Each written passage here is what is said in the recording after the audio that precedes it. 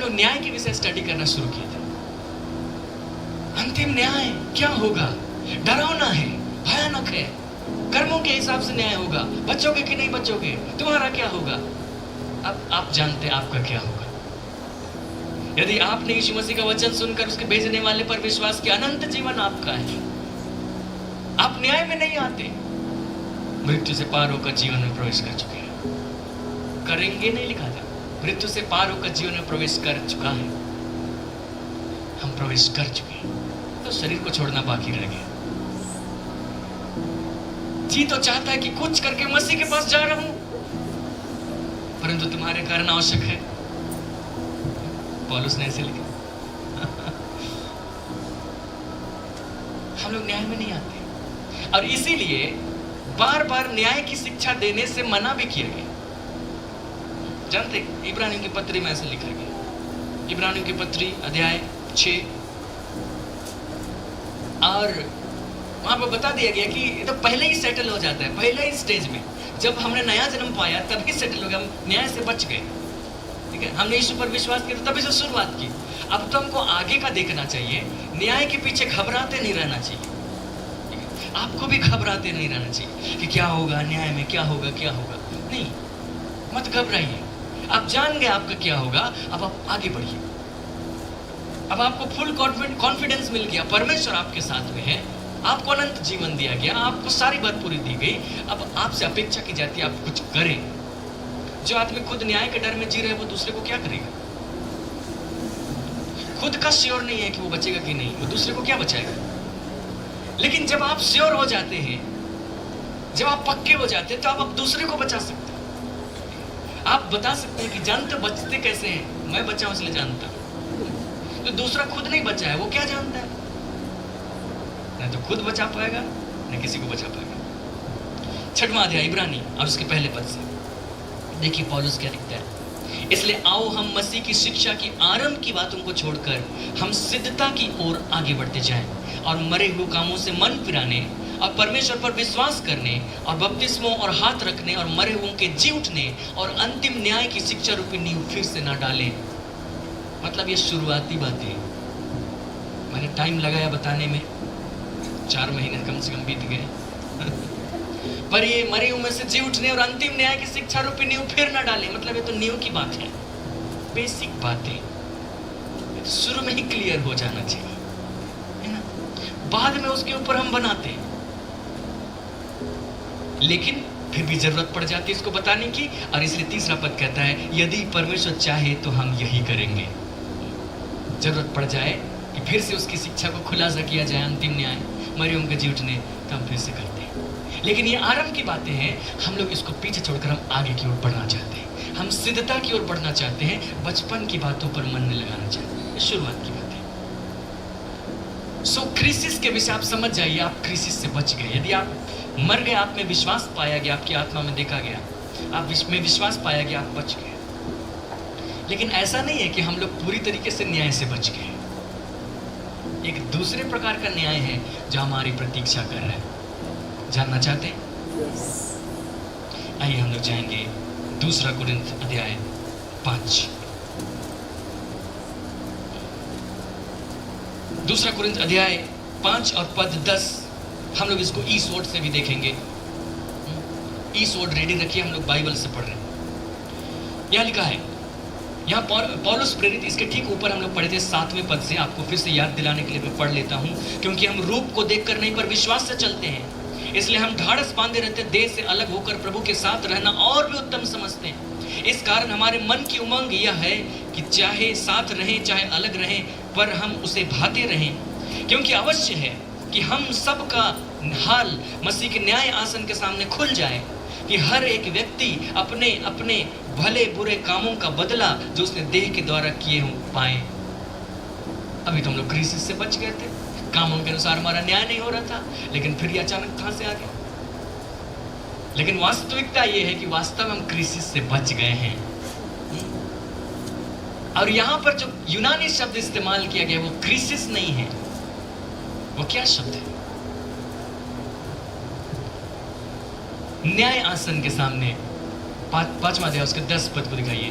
10वां पद, judgement seat उसके बगल दिखाई, यह है बीमा।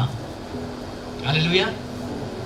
अवश्य है कि हमारा न्याय चुकाया जाए। अब देखिए, हम लोगों ने ये बातचीत की कि जो लोग नरक में जा रहे हैं उनका क्या होगा। उनको भी कैटेगरी में बांटे, किसकी दशा किससे अधिक सहने योग्य होगी। तब जो स्वर्ग में जा रहे हैं उनके साथ भी तो ऐसा होगा। किसी ने जीवन भर परिश्रम किया प्रभु के लिए और किसी ने यूं ही जीवन बिताया, तो न्याय का तकाजा है कि दोनों को अलग अलग दिया जाए, कुछ तो दिया जाए। तो इसीलिए हम लोगों को बीमा के सामने खड़ा होना पड़ेगा, क्रिसिस के सामने खड़ा नहीं होना पड़ेगा। क्रिसिस से तो हम लोग बच गए, लेकिन मसीह के न्याय आसन के सामने हम खड़े होंगे और हमारे भले बुरे कामों के हिसाब से वहां पर देखा जाएगा कि तुमको तो इस काम को दिया गया था, तुमने उस काम को ठीक से नहीं किया और इसीलिए तुम 10 नगरों पर राज्य कर सकते थे, लेकिन अफसोस कि तुमको उतना नहीं दिया जा सकता। तुमको एक ही कस्बा दिया जाता है। हम लोग ने देखा 1000 वर्ष में राज्य करते रहे, तो किस आधार पर राज्य करेंगे? राज्य करेंगे तो राज्य तो बांटा जाता है, उसमें पद सोपान होते हैं, कोई अधिकारी ऊपर रहते हैं, नीचे रहते हैं, प्रांत होते हैं, उसके ऊपर अधिकारी होते हैं, जिले अधिकारी होते हैं। तो किसको कहां कौन सा पोस्ट दिया जाएगा, किस हिसाब से? इसी बीमा में यीशु मसीह ने इस प्रकार से कहा था कि जब वो आएगा तो स्वर्ग का राज इस प्रकार से होगा कि जैसे मानो एक व्यक्ति था जिसने जाते जाते लोगों को तोड़े दिए, किसी को 10 तोड़े, किसी को 5 तोड़े, किसी को कुछ। अब जब वापस आए तो हिसाब लेने लगे। तो परमेश्वर हम लोगों को कुछ काम सौंपता है। यीशु मसीह कुछ काम सौंप कर गए, उसकी देह के मांग गए तो हमारे कुछ काम दिए गए, हमारी कुछ जिम्मेदारी दी गई। हमारी बुलाहट बहुत ऊपर है, हम लोगों को सारा अधिकार, सामर्थ, बहुत सारी आशीषें दी गई और उसके साथ अपेक्षा किया गया कि हम लोग इन सारे कामों को करें। उनको पहचानना जरूरी है कि ये काम मुझे दिए गए, ताकि आप उन कामों को करें। क्योंकि आपका जब बीमा के सामने आप जब खड़े होंगे तो आपका न्याय इन्हीं के हिसाब से होगा कि आपको ये दिया गया था, आपने उसके साथ क्या किया, आपने किया कि नहीं किया, ठीक से किया कि नहीं किया। अब हो सकता है करना चाहिए था, वहां पर तो आप बुराई में चले गए, पापों में चले गए, बहुत सारी बातें हुई, हालांकि क्रिसिस से बच गए, लेकिन वहां पर हमारा न्याय। सो हम लोगों को केयरलेस नहीं हो जाना चाहिए कि हम क्रिसिस में आते नहीं है, जैसा चाहो जीवन बिता लो। क्रिसिस में तुम आते नहीं है, सिर्फ विश्वास करने की बात है। नहीं, विश्वास के साथ कर्म भी है, लेकिन हम उन कर्मों को साथ में करते चले जाते हैं और हम इतना ख्याल रखते हैं कि हम लोगों को बीमा के सामने खड़ा होना पड़ेगा। प्रेरित पौलुस इसको मुकुट के रूप में कई बार दिखाते हैं। वो कहते हैं कि मेरे अर्ध्य का समय आ चुका, कुछ करने का समय आ चुका, मैं अर्ध्य के समान उंडेला जाता हूं। भविष्य में मेरे लिए धर्म का मुकुट रखा हुआ है। वो जानता था कि जब वो बीमा के सामने खड़ा होगा, बीमा के सामने खड़ा होगा, तो उसके लिए धर्म का मुकुट दिया जाएगा। उसके लिए क्या मुकुट दिया जाएगा उसको मालूम था। उस प्रतिफल के हिसाब से कि जो काम उसको प्रभु ने सौंपे हैं, उस काम को जब उसने अच्छे से किया तो उसको प्रतिफल दिया जाएगा। उस प्रतिफल के हिसाब से आने वाले युग में उसका राज्य तय किया जाएगा, उसका ओहदा तय किया जाएगा। सो हम लोग उसके लिए काम करते हैं, उसके लिए परिश्रम करते हैं, उसके लिए मेहनत करते हैं, अपने आप को बचाते हैं, क्योंकि जो थोड़े में विश्वास योग्य है, बहुत में भी विश्वास योग्य होगा, और जो थोड़े में विश्वास योग्य नहीं होगा, वो बहुत में भी विश्वास योग्य नहीं होगा। पौलुस ने इसको 2 बार लिखा है, दूसरा कुरिन्थ की पत्री में लिखा है और रोमियो की पत्री 14वें अध्याय में भी लिखा है। सेम चीज, बीमा, 14वां अध्याय और उसके पद 10 से देखिए। तू अपने भाई पर क्यों दोष लगाता है, या तू फिर क्यों अपने भाई को तुच्छ जानता है?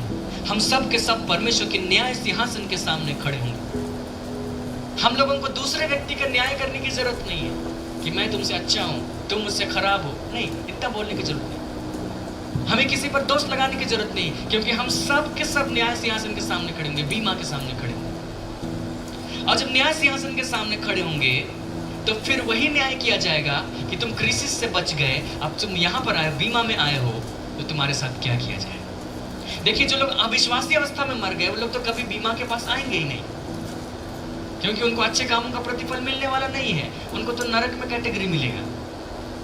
लेकिन हम लोग जो क्रिसिस से बच गए, अब जो बीमा में आए हैं, उनको उनके कामों का प्रतिफल मिलेगा। सो हमारे काम महत्वपूर्ण है। इसलिए जो काम आप करते हैं उसको ध्यान से कीजिए। मैं एक ऐसा उदाहरण आपके सामने दिखाना चाहता हूँ जो इससे संबंधित है। पहला कुरिन्थ 3 अध्याय, फिर हम लोग समाप्त करेंगे। पहला कुरिन्थ 3 अध्याय और उसके पद 10 से। देखिए, मैं यहाँ का जो संदर्भ है आपको समझा देता हूँ।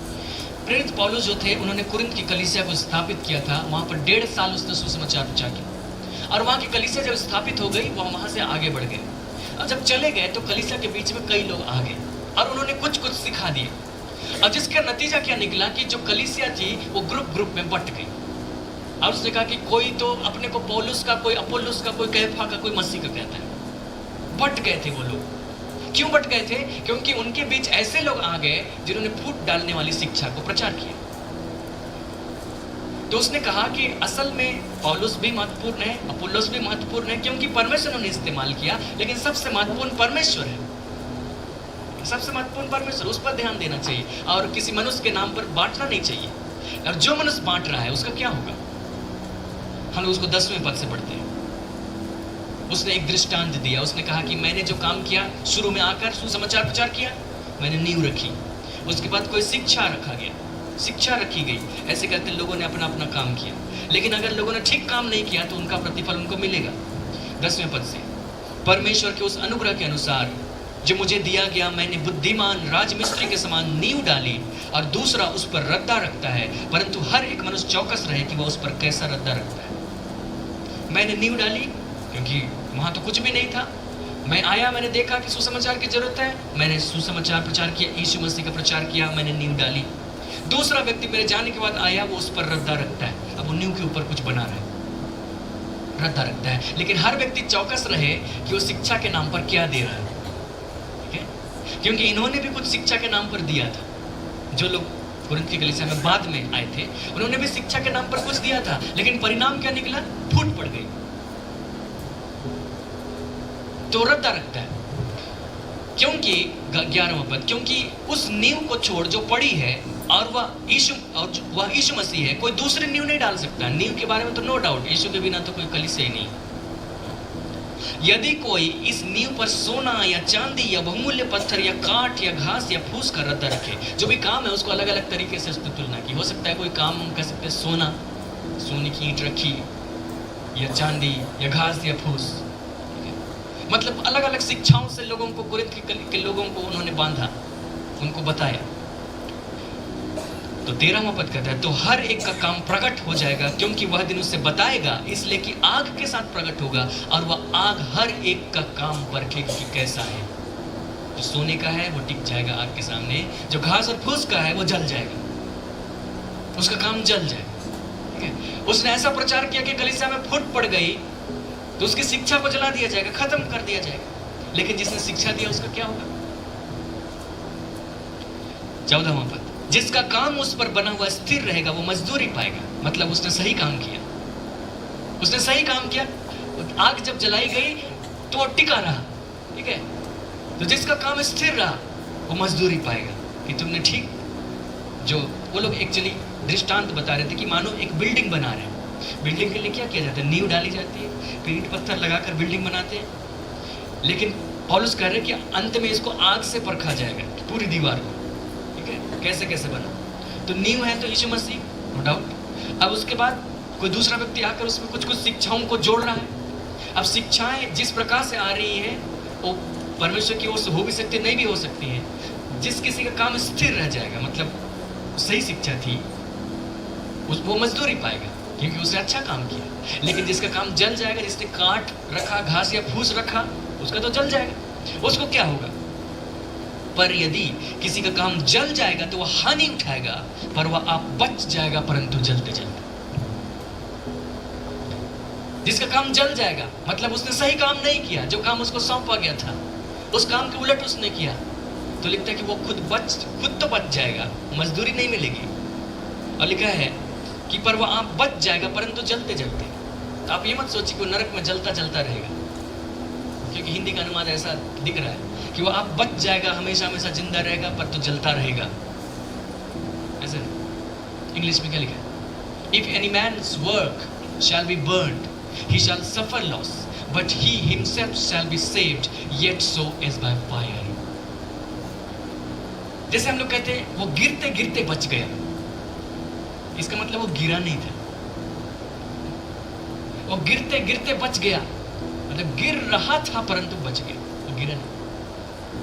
तो ये जलने ही वाला था लेकिन बच गया। उसने झूठी शिक्षा दी थी, मतलब ऐसी शिक्षा दी कि कुरिन्थ में फूट पड़ गई, लेकिन उसने मसीह पर विश्वास किया था इसलिए वो तो बच जाएगा, लेकिन वो मजदूरी नहीं पाएगा, वो प्रतिफल खोएगा। समझ गए?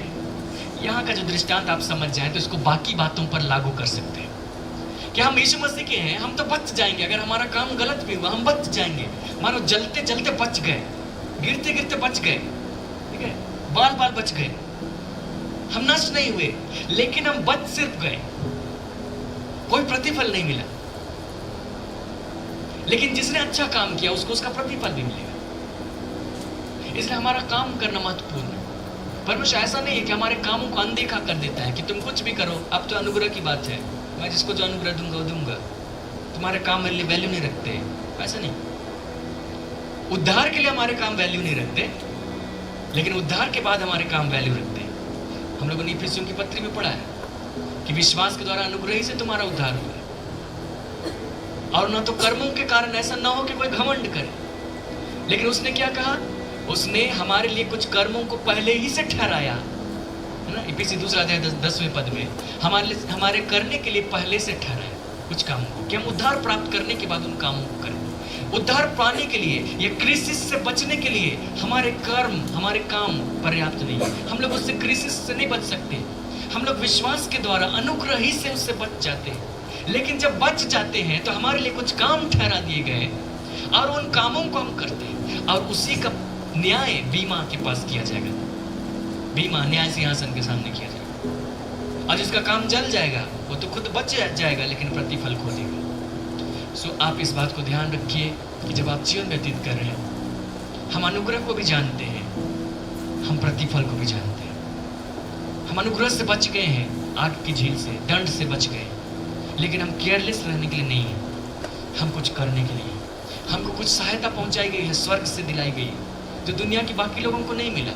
हम उनके समान नहीं बनाए गए, हम उनसे अलग कर दिए गए, हम आत्मा में ठीक यीशु मसीह के समान कर दिए गए।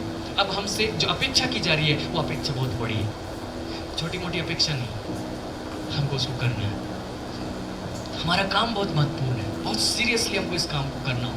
हम अपने समय को यूं ही बर्बाद नहीं कर सकते।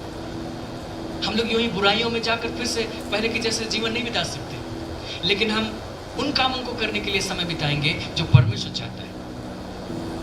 हालांकि मैं आपको फिर से कह दूं, हम लोग प्रतिफल के लालच में भी काम नहीं करते कि अगर मैं करूंगा तो मुझे अच्छा पोस्ट मिलेगा इसलिए मैं करूं। अगर आप लालच में करेंगे तो अच्छा काम कर भी नहीं पाएंगे। हम लोग पिता के बेटे होते हैं, बड़े हो गए। उसने तो कहा था कि अंतिम न्याय रूपी शिक्षा न डालें, वो तो बचपन की बातें हैं, आधी शिक्षा है। अब बड़े हो जाएं। जब बच्चे बड़े हो जाते हैं घर में, तो पिता माता उससे उम्मीद करते हैं कि वे घर की जिम्मेदारी अपने कंधे पर लें। वो लोग जितना कर पाते हैं उसके हिसाब से उसको काम देते हैं।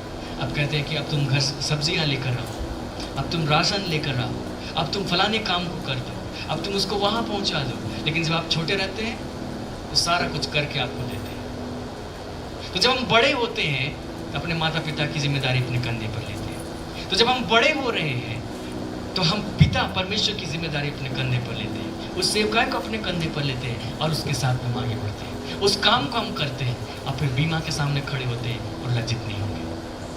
हालेलुया। आइए हम लोग प्रार्थना करें। अनुग्रहकारी पिता, हम आपका धन्यवाद करते हैं क्योंकि हम इस बात को पाते हैं कि तूने उस क्रिसिस से बचाने के लिए, न्याय से बचाने के लिए यीशु मसीह को भेजा, और जो खुद हमारे कर्मों के हिसाब से हमारा न्याय नहीं कर रहा है, लेकिन तूने न्याय करने का सब काम यीशु मसीह को सौंप दिया और उसने बताया कि जो विश्वास करता है अनंत जीवन उसका है। उस पर दंड की आज्ञा नहीं होती, तो मृत्यु से पार होकर जीवन में प्रवेश कर चुका है। पिता, हम धन्यवाद करते हैं कि उसकी उस प्रतिज्ञा के कारण हम जीवन में प्रवेश कर चुके हैं। हम क्रिसिस में नहीं आते, हम पहले पुनरुत्थान के भागी हैं। पिता, हम धन्यवाद करते हैं, लेकिन तेरे बीमा सिंहासन के सामने भी हम आने वाले हैं। पिता, हम चाहते हैं कि हम उस समय अच्छी अवस्था में पाए जाएं, हम लज्जित अवस्था में नहीं पाए जाए, हम कुरिन्थ की उस लोगों के समान खड़े ना हो जो खुद तो बच गए परंतु उनके काम जल गए। लेकिन हम चाहते हैं कि हमारे काम भी सही पाए जाए, कि जब आग उस काम को परखे तो उस काम को खरा पाए। पिता, हमें से प्रत्येक जन की मदद कीजिए, हम फिर से पुराने पापों में लौट ना जाए जहां से तूने हमें निकाल लिया, और यूं ही हम केयरलेस ना हो जाए कि तूने हमें अनुग्रह दिया है, इस वजह से हम केयरलेस हो गए। लेकिन हम उस अनुग्रह को लेकर हम काम करें जो तूने हमारे लिए ठहराया, और हम तेरी जिम्मेदारी को पूरा करें। प्रत्येक जन की मदद कीजिए पिता, इन बातों को समझने के लिए। पिता, जितना मुझे आता था मैंने इन्हें बता दिया, जितनी मेरी कोशिश थी मैंने किया प्रभु, लेकिन बाकी बातें आप आत्मा को इनको बता नहीं पाए, ताकि सारी बातें इनके सामने साफ हो जाए और कोई भी दुविधा न रहने पाए। पिता, हम धन्यवाद करते थे प्रेम के लिए, क्योंकि हम जिस बात के लायक नहीं थे तूने उस बात को हमारे लिए दिया, तूने उस काम को हमारे लिए किया, हमारे दंड को यीशु मसीह को दे दिया ताकि हम बच जाए। हम इस बात के लिए हमेशा तेरा धन्यवाद करते हैं, धन्यवाद करते हैं यीशु मसीह के सामर्थ्य नाम में। आमीन।